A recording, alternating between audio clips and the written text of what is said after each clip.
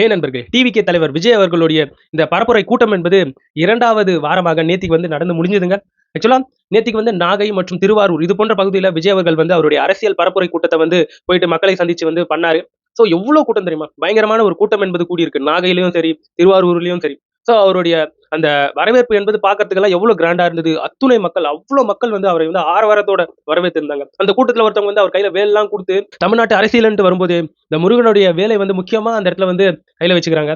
So அது முக்கியமானதாக மாறப்பட்டு வந்துகிட்டு இருக்கு. ஏன்னா இந்த அரசியல் தமிழ்நாடுன்னு வந்துட்டாலே முருகர் எந்த அளவுக்கு முக்கியமானவர்ன்றது நான் ஒன்னும் சொல்லி உங்களுக்கு தெரிய வேணாம். ஏன்னா நம்மளுடைய தமிழ் கடவுள் முருகர் அந்த அளவுக்கு தமிழ்நாட்டுல மக்களுடைய மனதுல ஊறி போனவர். அவர் பண்ண அந்த பரப்புரை கூட்டத்துல இருந்து விஜய் அவர்களுடைய போட்டோவும் விஜயகாந்த் அவர்களுடைய போட்டோவும் பக்கத்துல இணைச்சு அது போன்ற பதாய்கள் எல்லாம் பார்க்க முடிஞ்சது. இன்னொரு பக்கம் விஜய் அவர்களுடைய தொண்டர்கள் அங்க இருக்கக்கூடிய எட்டிகர்கள் எல்லாம் இருப்பாங்க இல்லையா, அவங்க ஒரு சில செயல்களை தவிர்க்கணும்ட்டு தான் இந்த இடத்துல சொல்லணும். ஏன்னா மிகப்பெரிய அந்த தென்னை மரங்கள் இருக்கும் இல்லையா, அந்த மரத்துல எல்லாம் ஏறிக்கிட்டு அங்கிருந்து விஜய் அவர்களை பாக்குறது, அவரே ஒரு சில சமயத்துல அப்படியே சிரிச்சு ஐயோ இறங்குங்கடா அப்படின்ற மாதிரி அவரோட மைண்ட் வாய்ஸ் இருக்கும். அந்த அளவுக்கு ஆபத்தான முறையில போயிட்டு ஏறி நிக்கணும். அங்க கொஞ்சம் தவறிச்சுனா கூட அந்த ஃபேமிலிக்கு எல்லாம் யார் பதில் சொல்லுவாங்க? இந்த மாதிரி எல்லாம் பண்ணாதீங்கயா அப்படின்ட்டு எல்லாரும் சொல்லிக்கிட்டு தான் இருக்கும். பட் யாரும் கேட்கற மாதிரி கிடையாது. அந்த நிலையில இன்னொரு விஷயத்தையும் விளக்குனாரு. அதாவது உங்ககிட்ட நான் மொத்தமா கொஞ்ச நேரம் தான் பேசணும், நான் பேசுறதே மொத்தமே 3 நிமிஷம் தான், அதுல கூட கொஞ்ச நேரம் தான் பேசணும்னா எப்படிங்க?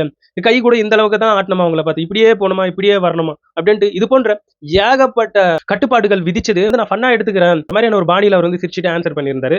இன்னொரு பக்கம் டிஎம்கே அதுக்கப்புறம் பிஜேபி ரெண்டுத்தையும் எப்பயும் விமர்சனம் பண்ற மாதிரி இப்பயும் விமர்சனம் பண்ணியிருந்தாரு. அங்க இருக்கக்கூடிய அந்த ஏரியாவில் இருக்கக்கூடிய குறைகளை பற்றி எல்லாம் அவர் சொல்லியிருந்தாரு. இந்த லீவ் டேஸ்ல போயிட்டு மக்களை சந்திச்சிட்டு இருக்காரு. சோ இதெல்லாம் வீக்கெண்ட் அரசியல் அப்படின்ற மாதிரியான பேச்சுகள் போகவே இப்ப அதுக்கு ஒரு விளக்கத்தை கொடுத்திருக்காரு. அதாவது நீங்க உங்களுக்கு எந்த ஒரு இடையூறும் இல்லாமல் உங்களுடைய விடுமுறை நேரத்துல, உங்களுடைய விடுமுறை காலத்துல உங்களை பார்க்கணும்ன்றதுதான் என்னுடைய ஆசை. சோ உண்மையாவே ஒரு மனிதனுடைய வாழ்வாதாரம் பாதிக்காம அரசியல்வாதிகள் அந்த மனிதனை பார்க்கும்போது நல்லதுதானே.